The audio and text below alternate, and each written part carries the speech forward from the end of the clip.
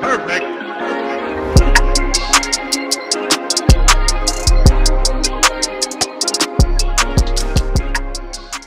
Welcome in, everybody, to episode 30 of the Bright Lights Podcast. I'm your host, Deeks, as always, joined by my two wonderful co-hosts, Mahoney What's up? and PT. How's everyone doing today? Gentlemen, today we made it to episode 30 of the Bright Lights Podcast. Right before we jump into our wonderful show today, it's been a pleasure doing this shit with you guys for 30 episodes. Yep. Surprised we haven't killed fun. each other yet, but Yeah, me too. I mean, it's been fun. I hope we can keep on doing this, and it's just been a really good time. Today we have our wonderful NFL draft recap. It's the best time of the year. Baseball season's getting going. Basketball playoffs, NHL playoffs, and now the NFL draft. So very eventful draft. A lot of talented players drafted. Obviously, a lot of people got their name called. So first of all, congratulations to them. Congrats to them, yes. For all of those that didn't get their name called but still found their way onto a team as an undrafted free agent, or those that didn't find their way onto a roster as an undrafted free agent, keep on working. Keep grinding, baby. Keep grinding along. Yeah, put that grind on. Before we jump into this, though, make sure you follow us on Twitter, Instagram, Facebook. Everything is at Bright Lights Pod or Bright Lights Podcast. We're on Apple Podcasts. We're on Spotify. We're on YouTube. Literally anywhere you'll find us. Sports Regime. Yeah, Sports Regime, top left corner hit podcast. You'll see us there. But as always, I don't like to keep you guys waiting. Don't want to waste your time or our time. The format of this is we're going to kind of go around in our little happy circle here and talk about some winners, some losers, and some steals of the NFL draft. So, PT, get us going, buddy. Yeah, first off, I just want to give a shout out to Nashville, Tennessee.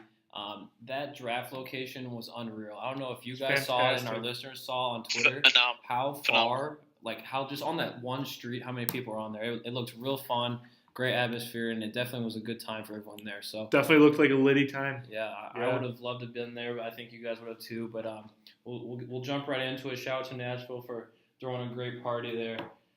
First off, we're going to start with our winners. I'll start out with mine first.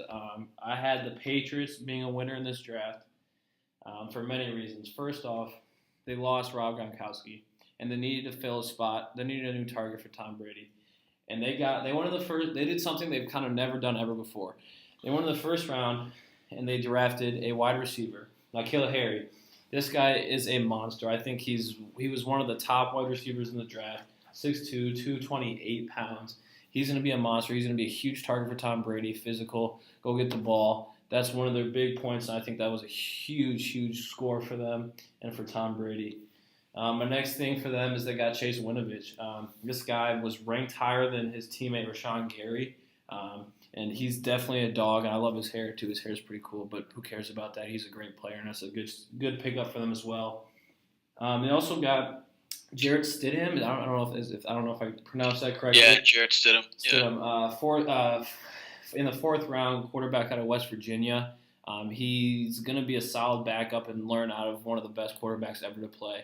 So that's another good pickup for them. Those are the reasons why Patriots is one of the winners in this draft. Another one, my lovely Chicago Bears. Go Bears. Couple of reasons why. We had 5 picks. Yes, 5 picks. Yeah, 5 picks. And we did not pick, I don't believe, until the 76th pick. And that pick came with David Montgomery. Now, when I totally forgot about this guy. And when I saw his name pop up, I was ecstatic. I remember watching him play a couple of games this year, and he was just a bowling ball. I believe in the last 2 years, he was the highest miss rate out of any running back in college football. So that'll be great. He'll fill huge shoes that after Jordan Howard left, he'll fill his shoes right up. And I think it's going to be another 3-headed monster with Davis, Montgomery, and Cohen in the backfield. Nagy's definitely going to have fun with that. Yeah. And then comes our 4th round pick, and everyone's thinking cornerback, and then all of a sudden we see Riley Reid, Riley Ridley's name pop up. Riley Reid. Yeah, Nice.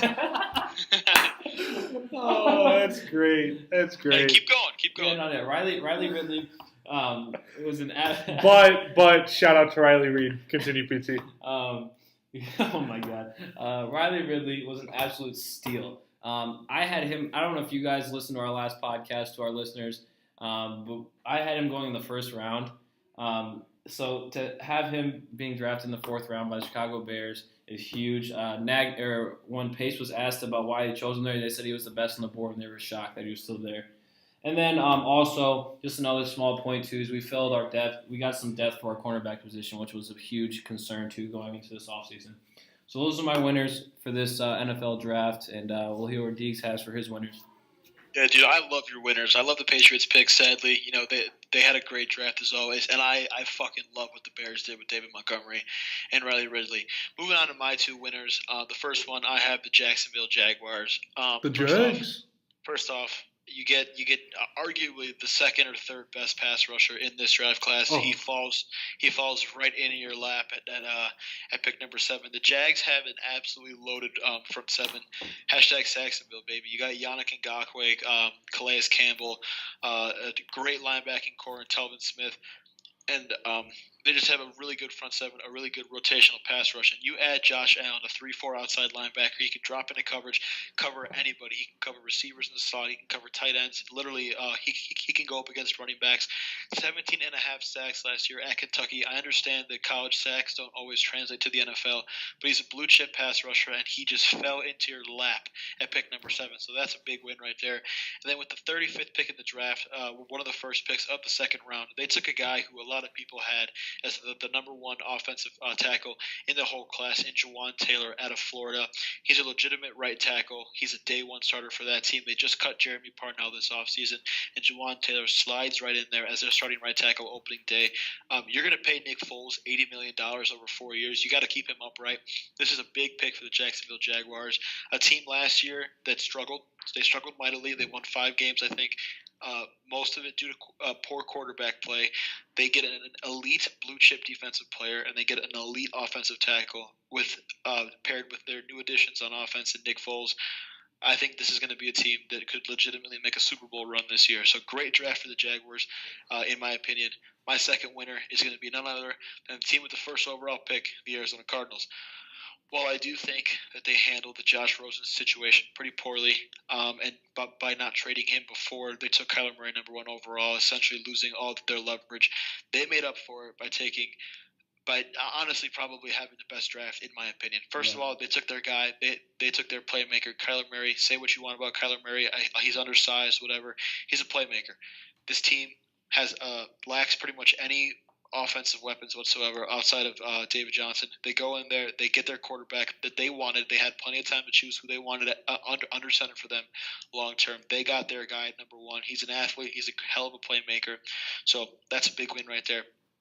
And the first pick of the second round, they get probably, if not the first, the second best corner in the draft, Byron Murphy. The guy falls right into their lap, a guy who was supposed to be, some mock drafts had him as a top 10 pick, some had him as a top 20, a late first round guy, falls right into their lap with their first pick in the second round. Elite cover corner. He's a really good athlete, gets up there, reads the football well.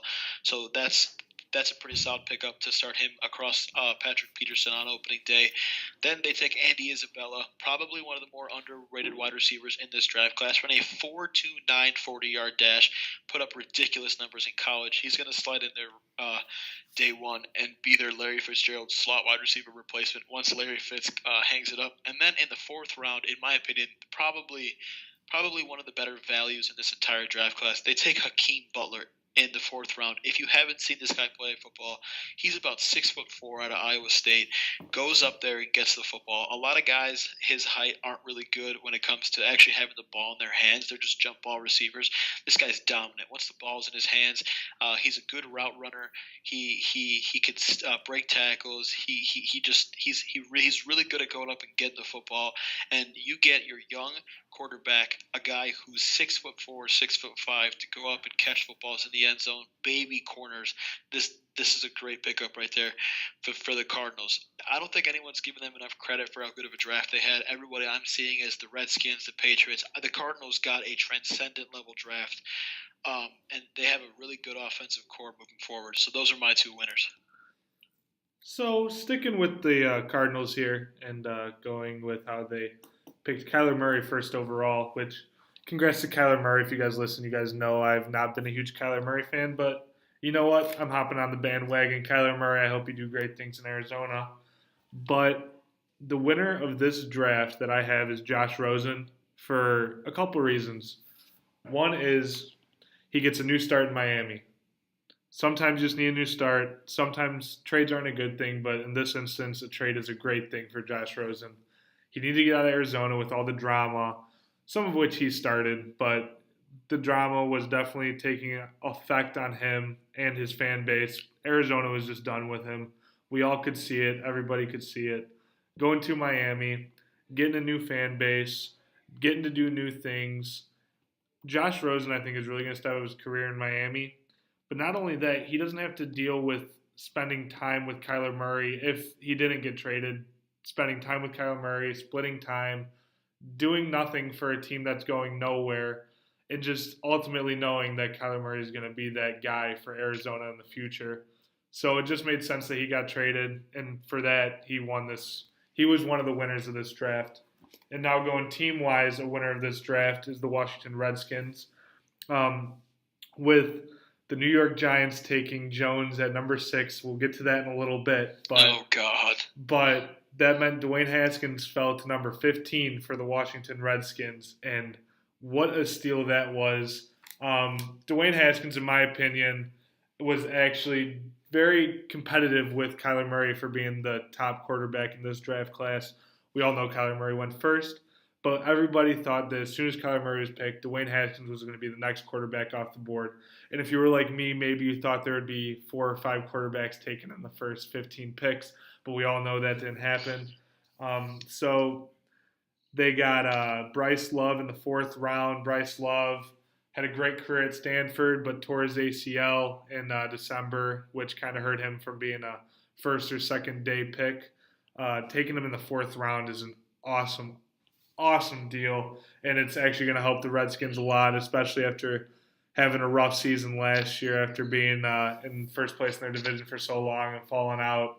But also, they traded up in the 1st round and picked Mississippi State defensive end Montez Sweat. I know I talked about it during the draft, mock draft that we had, that he was one of the best edge rushers, one of the best defensive players in this draft. And for the Redskins to get him as well as Dwayne Haskins, they're going to be dangerous these next couple years. They're going to be a really good team, and that's why I have them as one of my winners.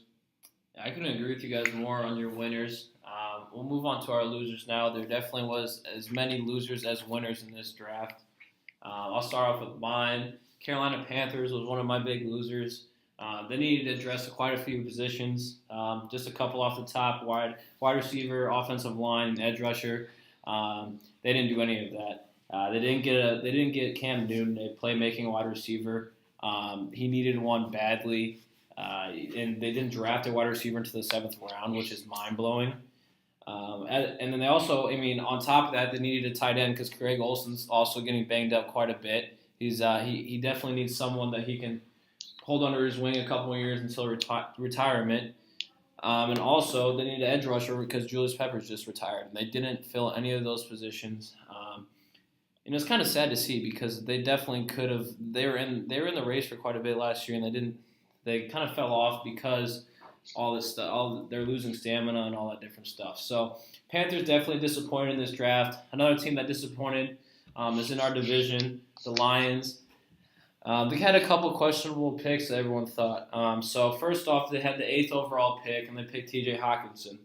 Some people say this is a bit aggressive, just because he's a tight end and it's pretty early.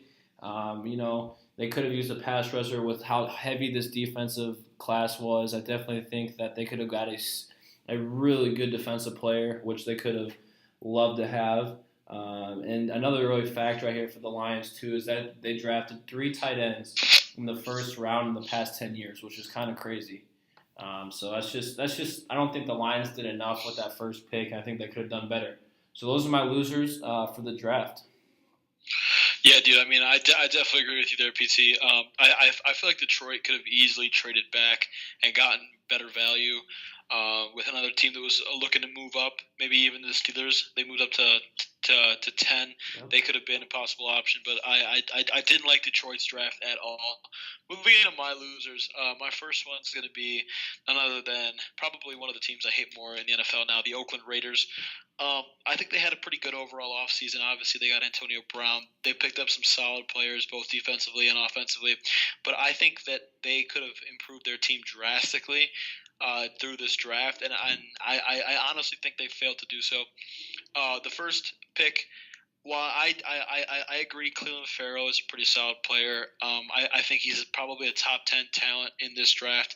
Taking him at number 4 when you have guys like Brian Burns and Josh Allen available doesn't really make any sense for me, I guess. The Raiders run a 3-4 scheme, and Josh Allen is the absolute pipe dream for a 3-4 defensive scheme. And the fact that they passed on him for Cleveland Farrell, who's a solid player, but not really, as in my opinion, as good of a player as Josh Allen, kind of bogs my mind. I like the Josh Jacobs pick, especially with Marshawn Lynch retiring. I think he's a really good football player, a hard-nosed runner at Alabama. And I like the Jonathan Abram pick at 27. I think he's a day one starter for them. But where I think they really could have made this team probably one of the better defensive teams in the league is with their 40th pick. They took Trayvon Mullen, a cornerback out of Clemson. And while I think he's a pretty solid player, sitting right there in front of them was a guy who went just 6 picks later, Greedy Williams, long, lanky corner. If there's any corner in this draft class that's going to come out to be an elite cover corner, shutdown caliber corner, it's going to be Greedy Williams. I think Trayvon Mullen is more of a nickel corner who comes in on certain packages. He's a rotational cover corner, whereas Greedy Williams, he has all the intangibles to be elite and lock guys down. He has a solid frame. He's 6'2". He's a solid athlete. So just taking Mullen over Greedy there really kind of bums me out. They didn't really do much with their later round picks. Nobody who I think really will have an impact on this team. But the first 2 picks that they had with Farrell and Mullen kind of boggled my mind. And then my second loser is going to be the Kansas City Chiefs. News came out right before the draft started that Tyreek Hill, their star wide receiver, the guy who they were planning on making the highest paid receiver in NFL history, getting his investigation opened up again with the whole child abuse thing. We're not going to jump into that, but the fact that he's been suspended indefinitely by the league, he's probably going to go on the commissioner's exempt list. He was actually just put on that today, wasn't he? It's either he was or they're really close to it. Yeah. So that's going to be tough right there. Obviously, the Chiefs have to get a replacement for him. They took Mecole Hardman out of Georgia. Really good athlete, 4.33 40-yard dash, super raw as a receiver. What people don't realize about Tyreek Hill is the fact that yes, he's very fast. He's also a really good route runner. He runs his routes. He has an expanded route tree. He's quick with the ball in his hands too, and he just knows how to play receiver. He goes up and catches the football when he needs to. He's not just an athlete playing receiver. In my opinion, Mecole Hardman right now is an athlete playing receiver. And when this is a team that really doesn't have another number 2 receiver other than Travis Kelce, their offensive weapons are going to suffer with Tyreek Hill out. So they didn't really do much. I think that them trading away their first-round pick for Frank Clark probably wasn't a good idea because they could have really improved their team in areas where they needed to. So, yeah, I mean, my 2 losers are going to be the Oakland Raiders and the Kansas City Chiefs. Surprisingly, 2 teams in the AFC West. Yeah. So I'm going to keep it down a little bit for this one because here in Wisconsin, I don't want to get hurt in this library for what I'm about to say, but my first loser is the Green Bay Packers. Their first pick, Rashawn Gary, with the 12th overall pick, it was kind of a reach knowing with Gary that he has a lot of health concerns and consistency concerns and hasn't really shown up to the hype of a number 12 pick. And then their next 2 picks, Darnell Savage and Elgton Jenkins. That's a name right there. And but the main concern with the Packers after addressing their defense this offseason with signings is they need a young core of wide receivers to help Aaron Rodgers because we know with Aaron Rodgers and McCarthy last year, Rodgers is going to get his way, whether you like it or not, and he needs a young core. Right now, His 1 and 2 is Devontae Adams. No doubt about it, Devontae Adams is a great wide receiver. But then he has Geronimo Allison. Illinois native. Shout out Illinois. Shout out Illinois. He needs more than that. Aaron Rodgers needs more than that for this Green Bay Packers team to really do something this upcoming season. They didn't go offense until their 4th pick in the 3rd round with Jay Sternberger, who is actually a great tight end. But for that reason, I have the Green Bay Packers as one of my losers because they didn't address the offensive needs that they should have addressed early and often in this draft. Now, my next one has been talked about quite a bit with the New York Giants taking Daniel Jones at number 6, but this wasn't the only flaw that the Giants had this draft. Why you would take an inconsistent quarterback from Duke? Maybe it's because the guy looks like he can play Eli Manning in a movie, but definitely not the right pick for the New York Giants when Dwayne Haskins was still on the board. Even I still feel like Drew Lock would have even been a better pick than Daniel Jones. For the Giants who have Eli Manning for 1 or 2 more seasons, depending on when Eli Manning wants to leave, because if Eli Manning wants to stay for a couple more years, he's going to stay because he's Eli Manning and has really brought a lot to this franchise.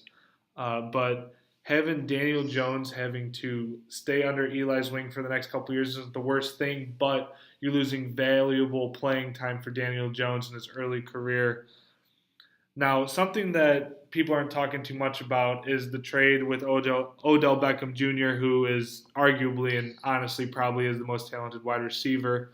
The Cleveland Browns got Odell Beckham, and the Giants got Jabril Peppers, a 3rd rounder who they took O'Shane Ximines, if that's how you pronounce it, I'm not sure, from Old Dominion, an offensive guard Kevin Zietler, which we all know that's not a good haul for one of the league's best wide receivers in Odell Beckham Jr.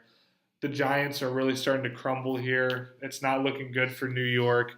I've been watching a lot of the reaction videos the last couple of days, and they've been hilarious. Fans are losing their shit.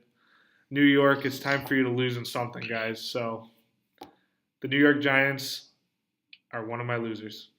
Yeah, dude. Not even to mention, just real quick, not even to mention that one, they took with their 17th pick, they took Dexter Lawrence, who at best, in my opinion, is a 3-technique nose tackle, which is basically what they had in Damon Harrison, who they traded away for a 5th-round pick. And they also took DeAndre Baker with their 3rd first-round pick. I mean, he's a solid player, but when you have guys like Greedy Williams and Barry Murphy on the board, that's pretty lackluster. I think the Giants are the only team in recent memory that I can remember that have had 3 first-round picks, and their team hasn't improved out of it. Normally, when you get 3 first-round picks, your team gets a lot better, but they really didn't do much to get better. So yeah, PT, let's get into our steals. We'll each give you 3 guys why we think they were steals and hopefully how they can have a big impact on their team moving forward. So obviously there was a lot of surprises throughout the draft. There was offensive players taking way lower than people thought. There was defensive players taking way lower than they thought, and that affected a lot of other really solid core guys that dropped down pretty far. My first one is Greedy Williams, cornerback. He dropped, I had him in round 1 because I thought he was just a nasty cornerback. I think he deserved to be in round 1. But with a bunch of different surprises, he fell down to the 46th pick, which isn't awful. But I definitely think that he could have been higher. I think he was definitely a steal for that Cleveland Browns team. He's definitely going to help them out a lot. And that Cleveland Browns team keeps on getting scarier and scarier every move. With that also being said, Byron Murphy also fell pretty to the 2nd round because of all these different crazy picks. So those 2 cornerbacks fell. I believe they were both steals. Moving on to my second one, Chase Winovich, outside linebacker. He went to the Pats. He was in the 3rd round, the 77th pick. Now, I already kind of touched on this earlier, but he was rated better than Rashawn Gary. That was the 13th pick right to the Packers. And so to see that he went all the way to round 3 and that he actually, I think, had better stats too as well in his college career, which is kind of crazy. I think he was a steal no matter what for the Patriots, and that just kind of makes that defensive line much better, and he'll be an instant impact. And another guy that kind of is close to home too, Deontay Thompson, safety. He went in the 5th round all the way to the Cardinals. When the 4th pick came around to the Bears, I remember thinking, well, we're going to get him here. This would be a huge kind of DB depth chart guy that adds, and then we get Ridley, and then he comes up in the 5th round. I'm thinking, oh my, we might get him again. So he fell all the way to the 5th. I think the Cardinals absolutely got a steal with him. It's definitely a good pick for them all the way at the 5th round. So those are my 3 steals. Yeah, dude, I'm going to harp on this pick for a really long time with my first steal, Josh Allen, 7th overall to the Jacksonville Jaguars. I talked about it a little bit earlier, but again, the perfect outside linebacker hybrid player that can rush the passer and drop into coverage against legitimately anybody fell into the lap of the best defensive team in football, or one of the best defensive teams in football. Nobody gets after the quarterback better than the Jaguars do in the AFC. I mean, you're playing against probably a Hall of Famer in Calais Campbell. Yannick Ngakoue has been right up there in the top of the league in sacks for a really long time. And this guy's going to learn from the best. He's going to play with the best. It's going to open up pass lanes for him. And the fact that he just fell right into their laps because of the inability of the Raiders, the Bucs, and the Giants to pick him was marvelous. So that doesn't really need to get explained that much, but that's a big pick right there for the Jacksonville Jaguars. My second steal is going to be a guy you talked about earlier, Mahoney, Montez Sweat, 26 overall to the Washington Redskins. Initial concerns with Sweat was that he had an enlarged heart condition. The day of the draft, this was actually dispelled by doctors. They said that his heart's fine. He's not going to have any problems with it. Montez Sweat had probably the most impressive combine I've ever seen in my entire life for a guy who stands at 6'6", 270 pounds, to run a 4.4 140 to just light up every single drill possible. He did amazing in every single drill. He's a 99 percentile athlete. I'm talking like Khalil Mack levels of athleticism from that. I agree. I definitely agree. He's a freak of nature, and they jumped all over it. They saw him at 26. They traded up to get him, and this is going to be a really good pick for this defense moving forward. He gets to learn from Ryan Kerrigan, one of the best edge rushers in the entire NFC. So that's a big steal for them. And this might be a little bit of a homer pick right here, but Benny Snell, 4th round pick of the Pittsburgh Steelers. Everybody agrees with you, so. This guy, for anybody that doesn't watch Kentucky football or just SEC football in general, this guy is an absolute monster of a running back. He knocks guys over like it's nothing. He averaged like 5.5 yards per carry at Kentucky in his senior season. Was an All-American this year. Put him on the goal line, give him the football, and let him go to work. I mean, this guy and James Conner are going to be kind of like a thunder and lightning duo. Conner's going to get all the work, and then you're going to bring in Benny Snell on the goal line, give him the ball, and let him plow guys over. He's wearing number 26, so he's got some big shoes to fill for Pittsburgh, but I just really like this pick. It might be because I'm a Kentucky fan. It might be because I'm a Steelers fan, but I mean, this guy is the perfect Pittsburgh Steelers football player. Just give him the ball and let him go to work. So those are my draft steals. Yeah, so actually, you know what? With the Pittsburgh Steelers, Deegs, we actually could have had them as one of our winners. They had a very good draft this year. And sticking with one of those picks, Justin Lane, cornerback, Steelers in the 3rd round, number 83. This is actually a really good pick for Pittsburgh. They have Joe Hayden returning, and they just signed Steven Nelson. So this next season, the Steelers don't really need a cornerback, but with Joe Hayden having 1 year left on his deal, and he's going to be a 31-year-old free agent, it's time for the Steelers to look for the cornerback for the future, and they found that in Justin Lane, who in college is really known for, very known for, diagnosing opponents' routes and breaking up passes. His footwork still needs a little work, but with a year of not really playing that much, he'll be able to fix it. He's nasty. He's nasty, dude. He's going to start for them. If not, maybe this year, definitely next year. I think he's Richard Sherman. He's long, he's lanky, he's really good at press coverage. He's a nasty player. Well, yeah, and I mean, if somebody gets hurt, he's right there. Exactly. He's ready to go. Another early steal in the draft is Juwan Taylor for the Jags. 2nd round, number 35 overall. He was actually being talked as the best offensive tackle in the draft, and for him to go in the 2nd round behind Jonah Williams and Andre Dillard for the offensive tackles, it's a great pick for the Jaguars. the Jags had a really good draft, and getting Jawan Taylor in the second round really helps that, especially number 35 overall. In the fact, like I just said, he could have been easily taken in the first round and very early in the first round. Now let's go to Chi-Town, baby, with Riley Ridley. Obviously, he probably won't be as good as his brother, Calvin, but he's going to be a great number 2 for the Bears. He's very consistent. He's very fast. Having Tariq Cohen, Eddie Jackson, Adrian Amos, and Jordan Howard for all of our middle round picks in the last drafts just shows how great Pace has been, and I hope that it continues to show with this Ridley pick. Yeah, dude. I mean, some other steals moving forward. Obviously, DK Metcalf to Seattle, a guy that a lot of people had as a first-round wide receiver, falling that far down. Hakeem Butler to the Cardinals. I talked about him in my winners, but I think one that is really interesting, kind of as like an honorable mention, and I know we didn't really plan about talking about this, but I really like David Montgomery to the Bears. I really like him. I think he's a versatile 3-down running back. He can catch the football. He's elusive. He runs guys over. He's a very good athlete. He's probably my RB1 in this draft, and I think Nagy will find a way to use him well. But I mean that right there is a pretty solid replacement for Jordan Howard, and you pair him with Tariq Cohen. That's a young, nasty duo moving forward for the Bears. Yeah, I think the draft was most definitely exciting and crazy and suspenseful. Just a quick heads up, if you guys have some winners and losers that we didn't have or steals, let us know in our hit our line and let us know. Or if you totally disagree with us, tell us to fuck off and whatever you think about. So, yeah, we'll take it. We love to hear. We will eat it and just move on. And you know where we would love those comments? In our DMs, because nobody slides in our DMs because no one likes us. Or our Apple Podcast review. Yeah. All of our new listeners, hey, don't be afraid to leave a review.